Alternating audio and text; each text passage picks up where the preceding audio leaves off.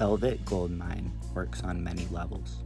There's a lot to like about it, and a lot of iconic scenes, but there's one particular scene that seems to get brought up a lot by fans.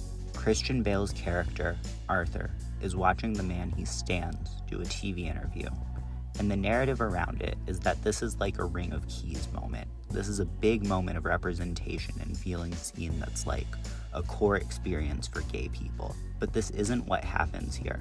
The way people seem to understand this scene is in the way that Arthur wants it to happen, and the way that we want it to happen, both in this movie and with our own sexually ambiguous celebrity icons.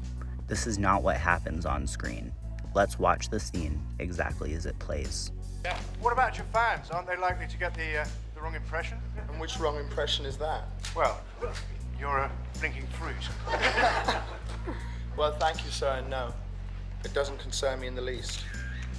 I should think that if people were to get the wrong impression of me, the one to which you so eloquently referred, it wouldn't be the wrong impression in the slightest. That is me! That's me! That's me! I mean, everybody knows most people are bisexual. Any more questions? I woman with the beret. was under the impression that you were married. His exclamation that That's me! is the standout. It also breaks continuity, and it's clear that this entire moment is imagined. He's sitting in front of the TV, he's up and screaming, then he's in front of the TV again. There's no sense that he actually got up and moved in that time. We also hear, In the slightest. That is me! while we're still looking through his eyes, because we're inside his head. We first start viewing things through Arthur's eyes at this point, and everything from there is his fantasy. You also get the stylistic change of the television when Slade gives his real answer, and Arthur snaps out of it. Instead of how it's played, the conversation actually goes like this. Yeah. What about your fans? Aren't they likely to get the wrong impression? Everybody knows most people are bisexual. So none of this actually happens. What actually happens is Arthur's parents are even more pissed off at the world they're living in, and Arthur has to continue to live under their roof. That said, it's still entirely true that Slade is inspiring to Arthur. We see this in other scenes, and this is what he's looking for, but this is not what we see here. In fact, it conveys the tension between the real lives of fans at home watching TV with their parents and the inauthenticity of Slade's cultivated persona.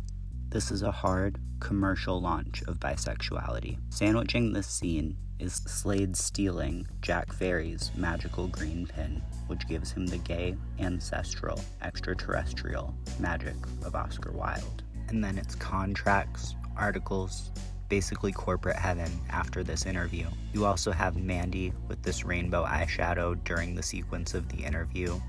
And just look at how Toni Collette delivers this. My wife feels pretty much the same about such things. I should think we've been able to make a fairly decent... I can't explain it in words, and it's way ahead of its time. Don't let me ruin your enjoyment if you don't like this read of the film.